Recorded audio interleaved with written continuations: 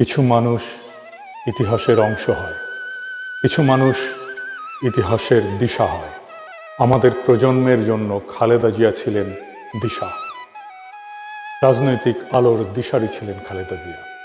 তার কণ্ঠেই উচ্চারিত হতো বাংলাদেশের মানুষের আকাঙ্ক্ষার সবচেয়ে সরল অথচ সবচেয়ে শক্তিশালী বয়ান।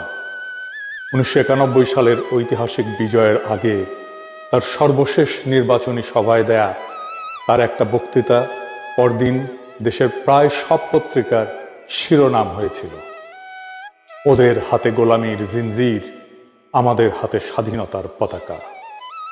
বাংলাদেশের কোনো রাজনৈতিক নেতা কখনো দেশের সম্মিলিত ভয় এবং স্বপ্নকে এত গভীরভাবে এত সহজে ভাষা দিতে পারেনি। আমাদের জাতির সবচেয়ে প্রাথমিক এবং সবচেয়ে প্রকট রাজনৈতিক শঙ্কা, ভারত আমাদের একদিন হয়তো মিথিক্যাল অখণ্ড ভারতের অংশ বানিয়ে ফেলবে।